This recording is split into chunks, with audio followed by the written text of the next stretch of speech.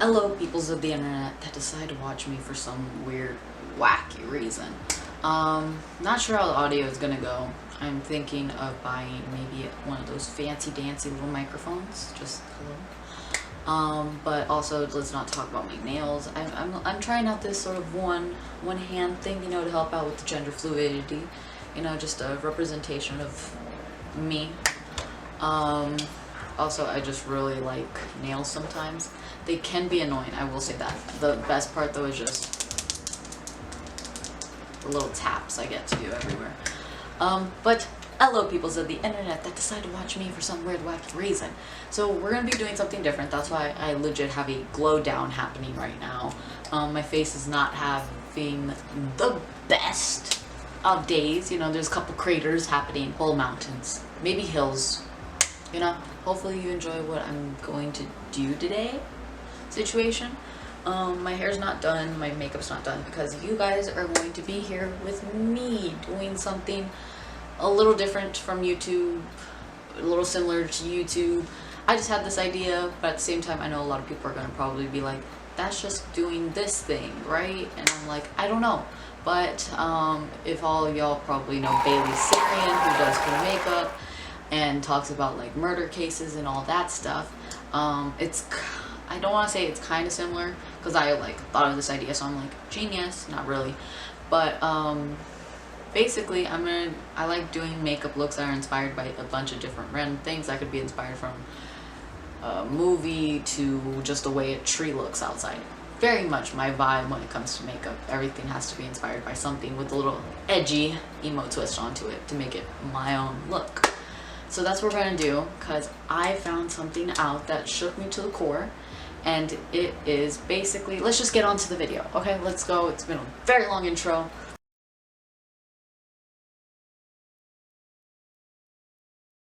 Alright, let's not talk about how rough I look, okay? We're looking rough. I'm gonna wear this to hold my hair back, you know, looking a little femme today. So basically, one of the classic 2000 movies that I would say is a classic. Do we love how I did my hair? Definitely not correct. So a classic favorite film that I watched as a child growing up was, maybe I shouldn't say as a child growing up. My childhood was a little rocky. Let's not talk about it. So we watched, first I'm going to put sunscreen because it is hot out there.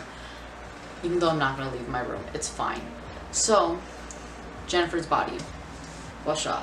An image of basically Jennifer's poster situation. Has Megan Fox. Everybody loved it. Not everybody. Got mixed ratings because it was ahead of its time, you know? A feminist type of movie. Very female role leads. Female empowerment straight up in that movie. So, in that movie, basically, if you haven't watched it, go freaking watch it. First off, where have you been? It's really good. It has the right amount of gore, right amount of angst, and the soundtrack, pretty amazing.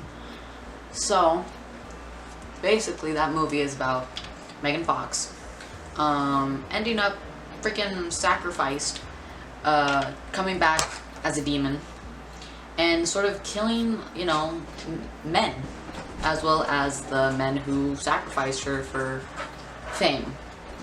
So it's pretty badass, that movie. But I recently found out that it is based on true events. And I said, excuse me?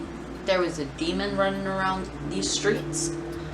But apparently it is based off a case, very famous case from 1995 called the 1995 case of Elise Taylor. So if y'all haven't heard of her, y'all sit down, and that's the point of my video. Basically, 1995, beautiful, blonde, blue-eyed lady. So the main person of this whole case is Elise Taylor. Basically, she was a 15-year-old girl, born in California, living in Arroyo, California. I want to say that, hopefully, probably not saying that right, but it's fine, right? Let me have a little pass on that. 15-year-old Elise Palmer was a freshman in high school. She was described as a go-lucky girl, very upbeat most of the time, was a theater kid. She wanted to become an actress when she grew up, but she also was part of her chorus, church choir. There you go. It legit looks like chorus, but it's choir. The English dictionary, second language, very hard. Overall, she seemed like a pretty, decent freshman, 15-year-old girl. She did have her moments though, you 15-year-olds, you're a teenager, you're sort of doing your own thing, trying to figure your own stuff out. A lot of her classmates and a lot of people knew that she did experiment with a little alcohol, a little 420 moment. And that was just her way of, living her teen life.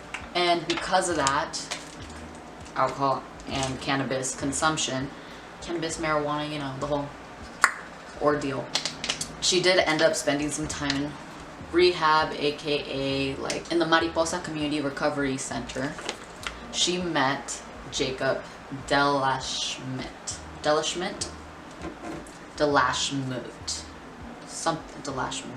I'm just this guy right here, okay? And then I'll write his name underneath. Right? She ended up meeting this guy in rehab or recovery center. So Jacob, the guy that she met at the recovery center, he was, first off, let's just cover all of this up. He was the son of devoted Mormons. He did have a talent for art, but sadly he was known as a drug abuser. Well, user, but some of the neighbors said he would abuse that use. Sorry if I'm like very concentrated right now. I'm just like trying my hardest to cover all the imperfections. Many of his classmates and neighbors would say that he was an amphetamine user. Let me find my sponge. Many of his neighbors would claim that he was very much into, him and his friends would partake a lot into the real devil worship, that satanic religion. A lot of the Christian neighbors, I'm kidding. But there was a lot of claims around his classmates and neighbors that him and his friends were very much into the whole worship Satan situation. He and his friends did have a band together, and they felt as if this whole Satan worship sort of brought them a little closer with their music, the specific type of music that they wanted to embody, which was, in their eyes, like hardcore metal, which not all of it, if y'all know, it's not all Satan and all that stuff, okay? Some bands like that, and freedom of speech is very prominent, but not all heavy metal music has to involve Satan worship, Just putting it out there for any people that might think that, because I know some people do. It's just a stereotype, and we want to cancel all of those, good and the bad ones. Stereotypes are toxic. Moving on to Jacob's friends. His two friends and fellow bandmates were Royce Casey and Joseph Varela. We're gonna call him Varela, okay? If you come to my channel, we're gonna pronounce the names how they come out of my mouth. Especially a little respect for. I'll try my hardest to not be so illiterate maybe in next episodes if this does somewhat well. And honestly, it's fun to do this, so. And many people would say that the whole squad, all three boys were very much kept to themselves, very quiet. Royce and Jacob were both considered troubled teens. They would do drugs and have difficulty in school, and were just considered like social outcasts by everybody. Sorry if I jump around a little bit. So, introduced y'all to the squad situation, the Satan squad. Now we're going to jump into Joseph Varela's A little bit more into him. So Joseph Varela started going very much research serious into this whole satanic religion situation. So a lot of records show that that's a color. That a lot of his library books checked out were very much pamphlets of the Satan religion, books about it, books specifically talking about certain rituals, and says a lot of history and research shows that he was particularly interested in this one ritual that was done with a toad being kept in a chest or an ark for a while, and it was crucified in order to sort of sacrifice or give it a gift in order to receive something from Satan. He started getting very much interested in that. And even though Joseph was the youngest one, 15, he was the youngest, he knew that if he had more knowledge over the material, over the religion, over like the practices, then he could be considered the leader of the group, and he very much liked the idea of power. So he continued to do more and more research on what they should be doing in order to fully sort of make this religion work for them. Joseph was able to get Jacob easily on board with the whole Satan religion quickly. There is no need to sort of convince his fellow bandmate Joseph otherwise.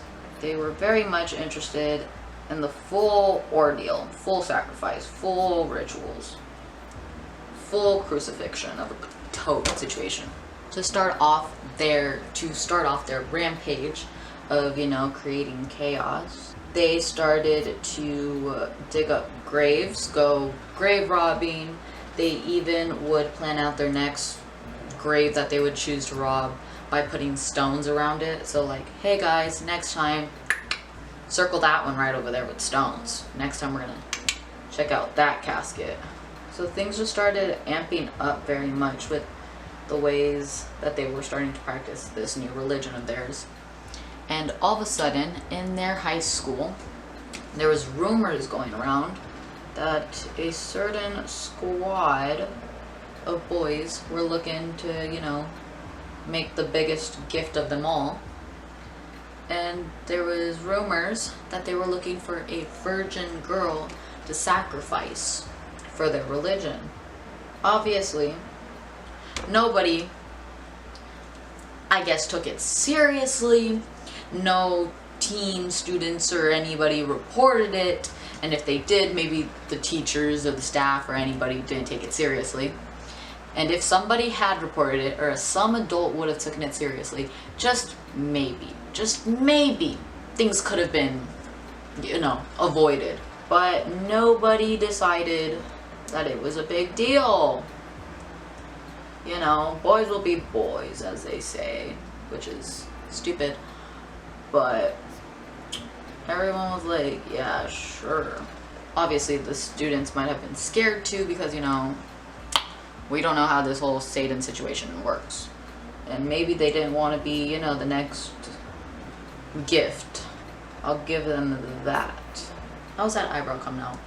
Also, if I didn't tell you guys, my makeup is going to be Jennifer Body's movie themed. Now we're going to jump back, fast forward a little from the Satan Squad's plans, and we're going to jump back into Elise Palmer. So Elise Palmer, even though she went to, recovery, the girl was still doing what she wanted to do. So she was invited one night by some friends. Hey, do you want to come like around midnight maybe and smoke with us near like the Grove area basically? And obviously she didn't seem to see anything wrong with the whole invite, so she said, yeah, sure, why not?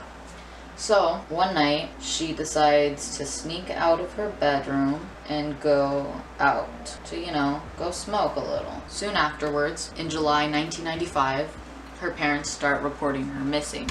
They don't know what the heck happened. They don't know where she went. They don't know where she could be. Police are searching, trying to be like, where is this teen girl? She just went missing, disappeared, vanished. One night, poof, gone. Nobody knew that her last whereabouts were to go hang out with some friends. Keep in mind, these friends go by the name Royce, Jacob, and Joseph. The one and only Satan Squad asked beautiful girl to just, middle of the night, come out and hang with us. So sadly, their plans were not just to smoke weed with her.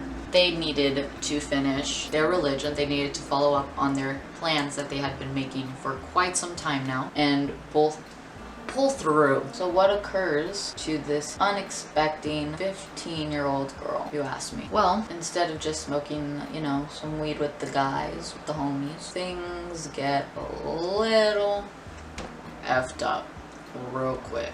I will be back. I'm gonna finish off the contour. I'm gonna finish off my face and my brows off camera. Okay, I did a little contour, did my eye base, put some transparent powder on, contoured my nose, finished off my eyebrows a bit, and now we're gonna go on to the eyes. This is the part where it's either gonna fail, my creative juices are gonna be flowing, it's either gonna be a flop, or it's gonna be like, oh, that's some abstract makeup, that's some art right there. We don't know where we're gonna head, and that's gonna be the fun of this little episode, We're just gonna see where it goes. We're gonna see if it works out, and then that's that. And we're gonna go back to our case. We left off with July 1995. Elise's parents, Mr. and Mrs. Palmer, decide to follow leads across the country trying to find their daughter, obviously. That night that Elise had snuck out of her house to go meet up with Jacob, Della Schmidt, Joseph, Varela, and Royce Casey. They had waited for Elise to let her guard down, waited for the cannabis that they had promised her to kick in, and the second that she let her guard down, Jacob Della Schmidt took off his belt and decided to wrap it around her neck and sort of strangle her. While he was strangling her, it was sort of a tag team situation. He was strangling her, keeping her from sort of moving, helping her be immobile. Royce Casey then started to hold down her legs and her arms so that she could not fight back. And lastly, Varela, aka Joseph Varela, took out a knife and started to stab her multiple times all over her chest. Joseph would hand the knife to Royce. He would take a turn stabbing her a couple of times and then give it lastly to Jacob, and then he would take his turn stabbing her. They were in a eucalyptus grove situation a couple miles away from her house, and the boys said that court cases that the belt helped them keep her quiet as well as under control during that attack. And if that wasn't horrendous enough, they weren't finished with just stabbing her. After each boy took a turn of stabbing her, total of 12 stab wounds, they each took a turn raping her dead body. Yep. Heard me right. Proceeded to rape her dead body, because they just more chaos. They after they had finished their ritual, they just dragged her a little bit farther into the eucalyptus grove and left her body there to basically bleed out and die. And sadly, the autopsy report shows that she did not die suddenly with the stab wounds, because they didn't stab any major arteries or anything to help her die quicker and maybe less painful. But instead, she ended up being still alive while they were stabbing and raping her, and even still alive when they moved her into the grove. And autopsy shows that she died from slowly bleeding out, basically. Just absolutely awful. Absolutely horrendous. To imagine this poor girl had to be alive and seeing everything that these three disgusting teen boys were doing for a ritual. It's just absolute torture, and it makes my stomach lock to think that she had to be there and present, and that she could have lived if somebody had maybe found her body in that grove a little bit sooner. But that's not even the end of the story here, which makes this even more disgusting. Absolutely disgusting was that these boys would visit her dead body multiple times. They would keep going back to the place that they dumped the body because nobody's found it yet.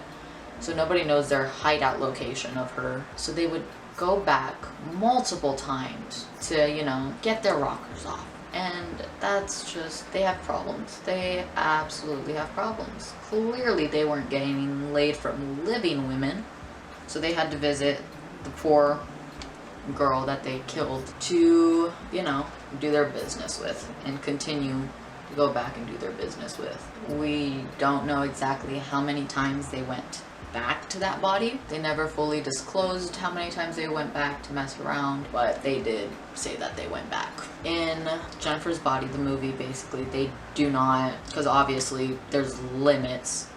In the movie Jennifer's Body, the guys that are supposed to portray the Satan Squad, simply just do a killing, which still isn't any better, to the main character. They just stab her and throw her into like a well or like a waterfall. It looks like Niagara Falls in a way, but they do not sexually touch her. They had a little bit more decency, even though there's no decency in stabbing anybody either. 8 long months happen, and her poor body is in the eucalyptus groves. Boys visit it many times to do their deeds. Disgusting. After 8 long months, in March 1996, Mr. Roy Casey confesses because guilt was eating at his conscience, basically, of what he did to this poor girl. And what's cud? Royce Casey, after his parents were very concerned about him being locked up in his bedroom most of the time, writing in his journal. Journal is very much twisted things about, you know, how people should be sacrificing virgin meat and all that stuff. Very twisted things like that. Ends up showing the police exactly where Elise's body was. He takes them to the eucalyptus groves. The police sort of look over this little like hill edge thing and see a semi-mummified teenage girl. And after that, they arrest Royce Casey, they arrest Jacob, and they arrest Joseph. All of them. Throw them in the slammer. Point blank, period. And when asked why he confessed and everything, besides guilt being the reason, Royce Casey says that he was fearing for his own life. Feared that his own bandmates, comrades, his own squad might end up doing a ritual on him. With that being said, courts open for this little small town. It wasn't picture perfect. It had quite a high crime rate, let's be real.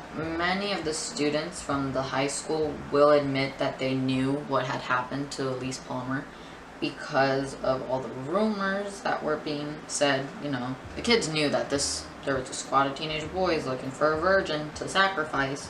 Sadly, Elise Palmer ended up being the victim of a messed up ritual. A lot of people asked the students, like, why did no one like come forward, and they very much were terrified that this Satan squad could potentially release the wrath of darkness upon them if they would have said anything. I'll give them that, you know. You don't know what these boys could do, but, you know, should have came forward because of this poor child. So, fun little tidbit is Royce ends up changing religions, goes into Christianity. Because of that, he thinks, oh, my bandmates are going to be upset and they might end up killing me. And there's a lot of controversy on why it had to be Elise Palmer. Joseph will end up saying that Jacob was obsessed with her, and that's why they ended up choosing Elise. Also, there's a little quote that they said that a perfect blue-eyed blonde virgin would be the perfect sacrifice for their religion. You know, many people say it's a religion thing, but what exactly were they gaining out of this? And apparently what they were going to gain was fame. They were gonna go professional with their music, right? So sure.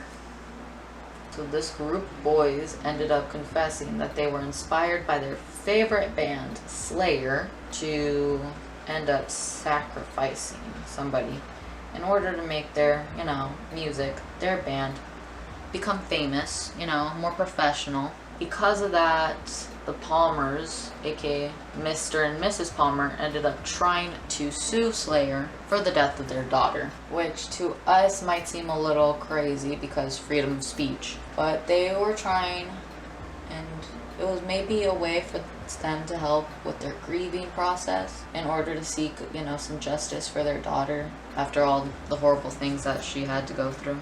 So right now I'm sort of doing like red for like blood / fieriness of the film.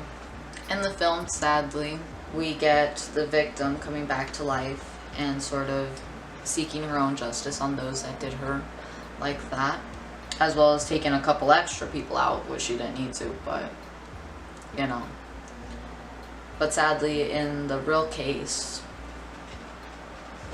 Elise Palmer cannot really be revived into a badass supernatural being in order to seek justice for what happened to her. Maybe I should have ended up doing one eye and then the second eye. Oh well. So I finished the eye look.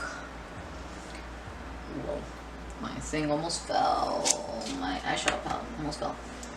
Finished the eye look as well as what I wanted to do special effects wise. I'm trying to go for like the sort of blood splatter look. Blood sort of just smeared all over look for it.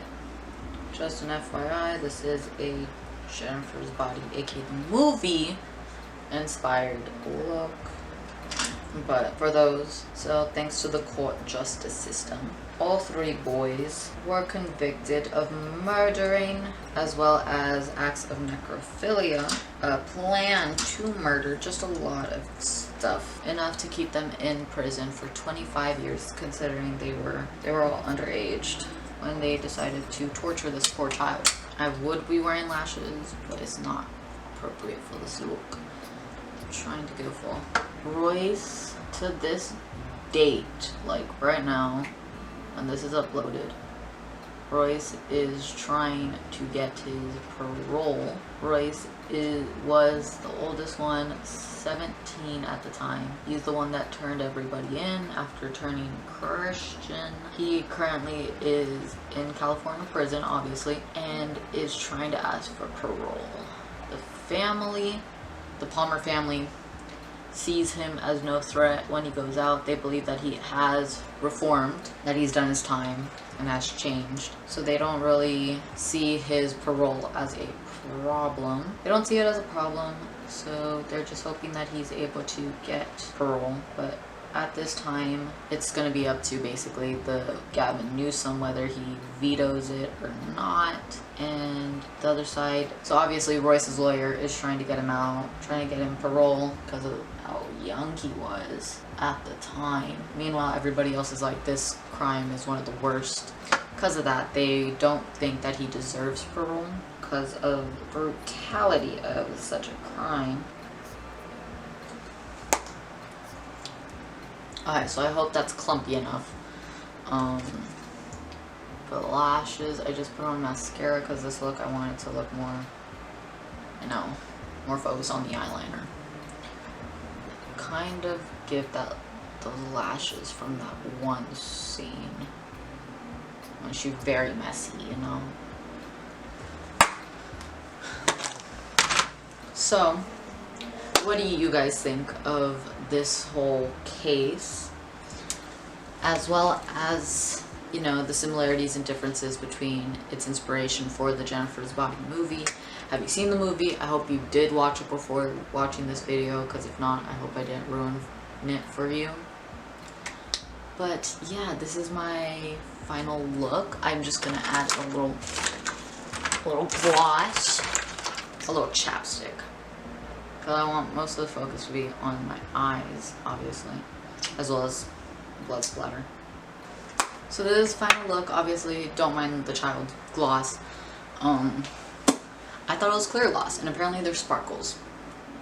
Not sure if this was a flop or not a flop situation of a makeup look, inspired by Jennifer's Body. I low-key like it, so that's that.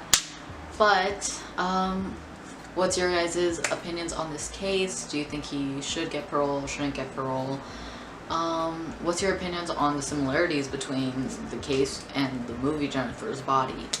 And I really hope that you guys did watch it before watching this Jennifer's Body film, before watching this video, because I don't want to ruin it for you. But yeah, thank you guys so much for watching this. I hope you guys enjoyed some aspect of this video, the case, maybe my creation of Jennifer's Body themed in my style of makeup, the similarities of it, or just my personality in this whole video. Who knows? But thank you guys so much for watching, and I hope to see you guys in the next video. Hope you have a lovely day, and thank you for watching, for liking this video. If you do like, you should like, subscribe.